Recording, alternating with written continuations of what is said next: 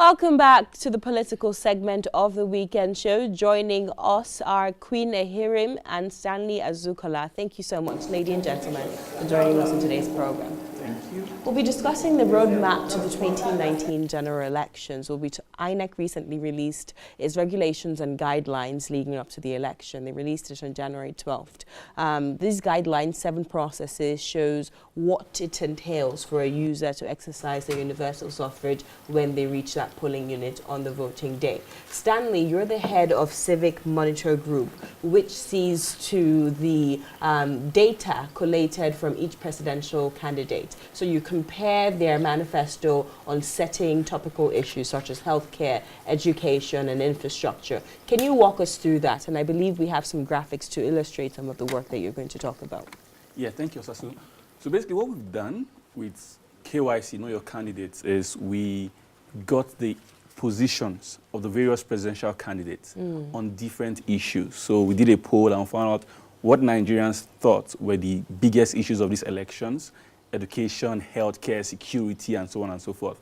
And then we got where each of these candidates stand on those positions. All 91? No, not all of Okay. them. So about 25 of them. Okay. So we got for about 25 of them, because some of them were not very willing to even share. Some of them are not even online. They have no presence anywhere. Wow. You know, so what we then did with the platform is you could go up there, you see where these people stand. And if, for instance, the big issue for you is education, you could basically say, I want to compare Buhari and Atiku or Obiezekwe and Mohalu on education, and he pulls their positions side by side, so that if that is your big issue, you then say, okay, this is where these people stand, and I think I align more to this person or this other person, and then it helps you on election day to make a more informed choice and when you get to the polling booth, because most times when elections come, it turns to things that don't really matter, the insults, who defected to which party, all of those things that shouldn't really be the big issues.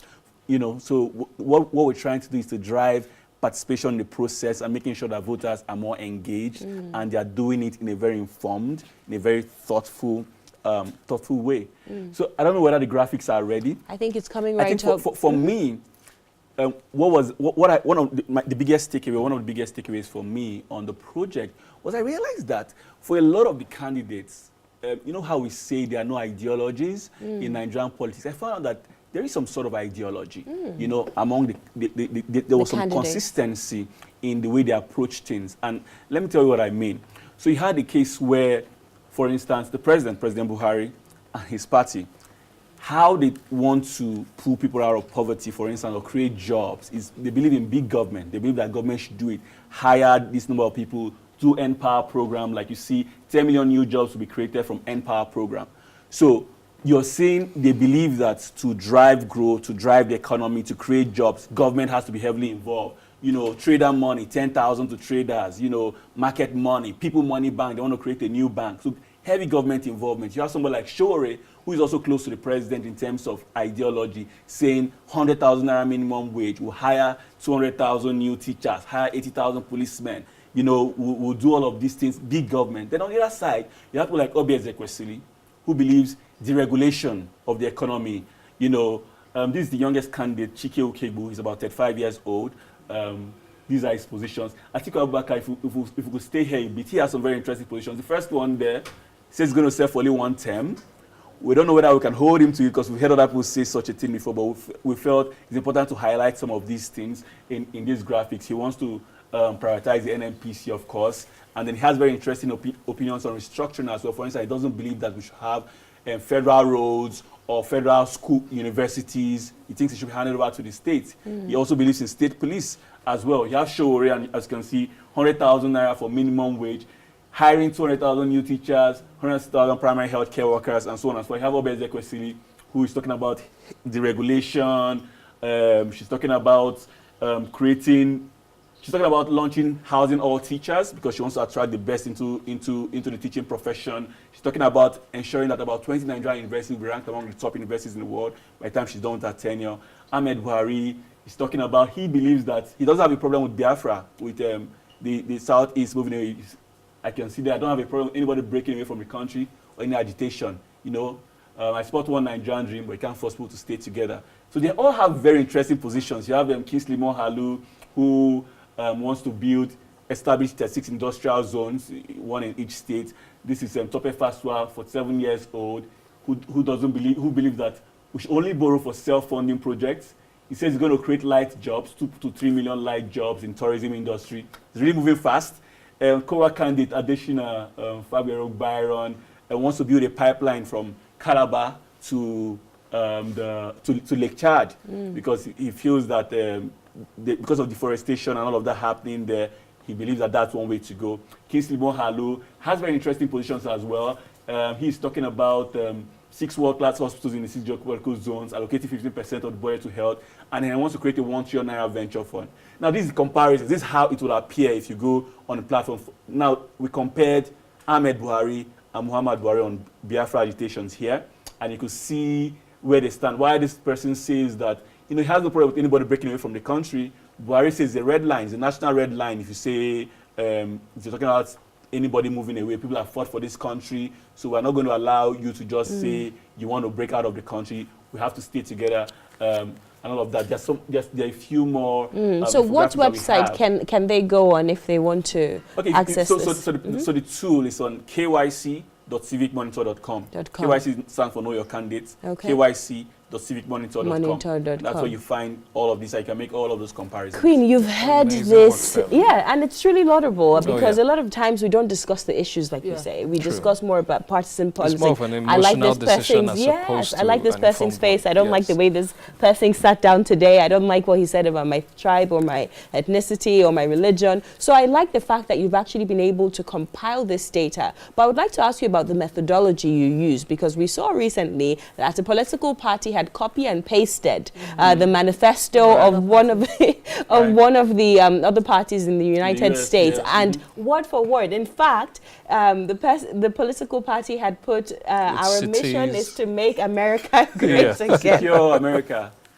So you see issues like that, and I just wonder, like, when you were comparing their manifestos, where did you get it from? Is this actual? Is it actually what they said? We're very careful, even though we use some of it was manifesto, and we've also seen candidates who have been elected and denying that things that other people said represented their positions. So what we did was we actually used most of what they said themselves.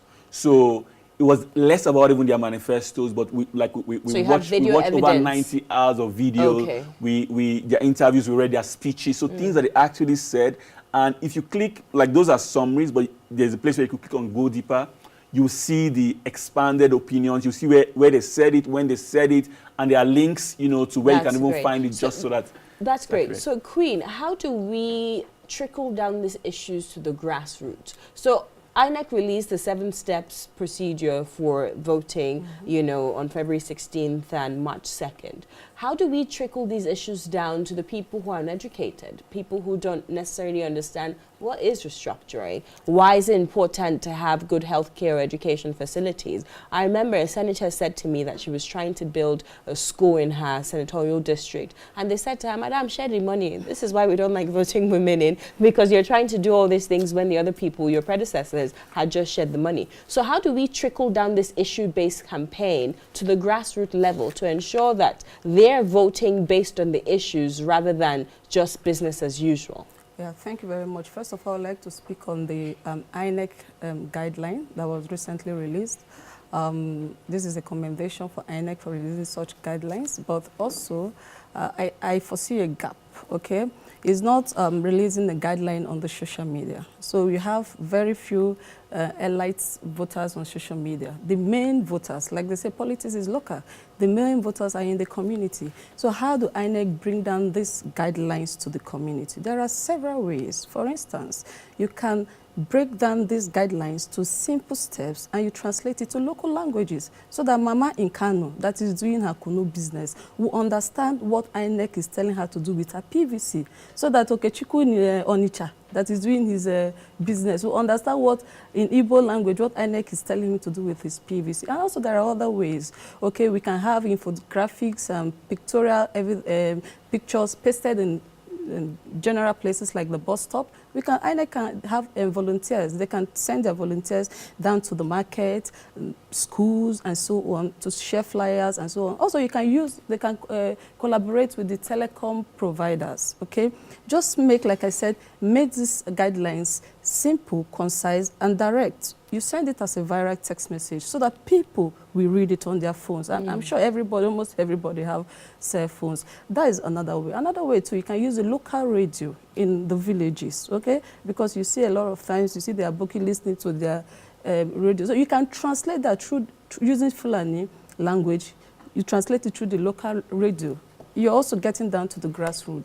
You can also use a religious sector. You can use the mosques and the churches. You tell the pastors, you tell the imams after Sundays every service, or after Fridays every mosque. You just talk to the people briefly, 1 minute, okay, how to vote peacefully. Then talking about issue-based campaign. For the first time, I think somehow Nigeria are beginning to discuss about issue-based campaign, because number one, the two main contenders are brothers, you see? So there is no need for, I'm voting for an Hausa man, I'm voting for Igbo man, a Christian man. So you see that line has been streamed down. Then Nigerians are beginning to come up and they're beginning to ask questions. And this is where it starts from. Our senator before said he promised us a hospital. Okay, so we need a hospital now. Who is coming? There is no hospital. They are beginning to ask questions. So how do we bring this thing down? It's people like Stanley, the elites there that have the knowledge to go down. Election is not about INEC. We are all in this together.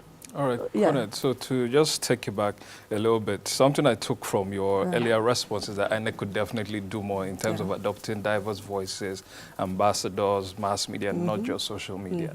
Now, with these guidelines, from what I saw, it felt like an SOM of what should be done to the educated demographic. Do you think that these guidelines are exhaustive, or they should have covered more very, very detailed and clear scenarios that would benefit the voters when they go to the polls? So what do you have to say about that? They are not, because I've been an observer of election, and I read the guideline, and I saw some gap too. There are places that were not covered, for instance, in form of emergency and security. You go to observe elections and you see people lining up, like 20, 30, 40, 100 people under the sun. So if, for instance, a pregnant woman falls down, God forbid, such situation happen, what do they do? The voters, who would they call? So I think INEC would have, put down a phone number or something, an emergency line to call. Then if there is a situation, a security problem, also a phone line or an emergency line to call. So these two areas is why I see gap. But also I would like to commend INEC for the first time.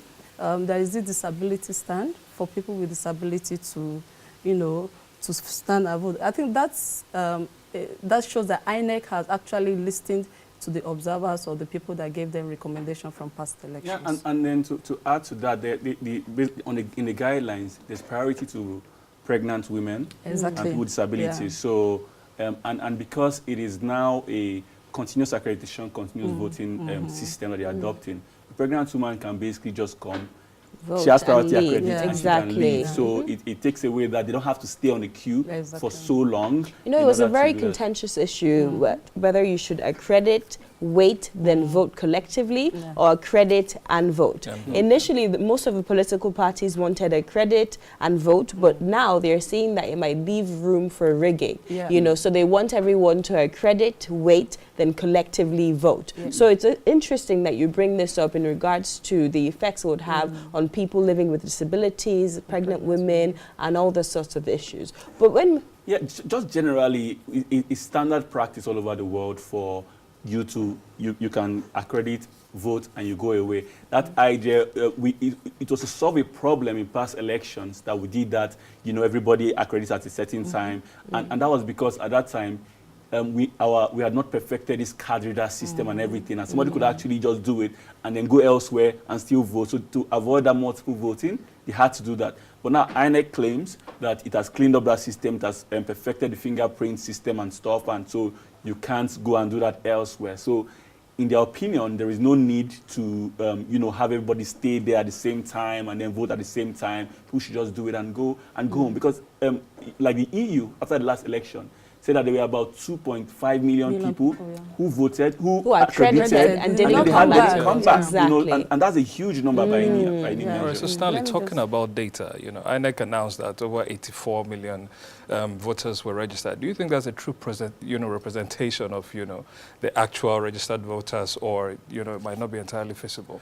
I don't see why it's not going to be true. It could be true.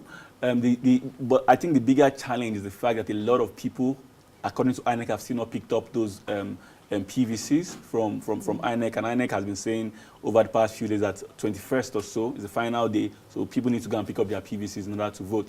So I think that it's possible that it's true, because a lot of Nigerians, even if you don't want to vote, many people go to register because they want to use it as identification in some places and stuff like that. So it's possible that you had that number actually come out to have a PVC, not necessarily because they want to vote, because a lot of people won't still come out to vote, but because the PVC serves several other purposes for them apart from voting. So I really don't doubt that number, to be fair. And February 8th is the last day for you to pick up your PVC. So for all those who are watching, you intend to vote, or you just want to have your card in general, pick up your PVC before February 8th.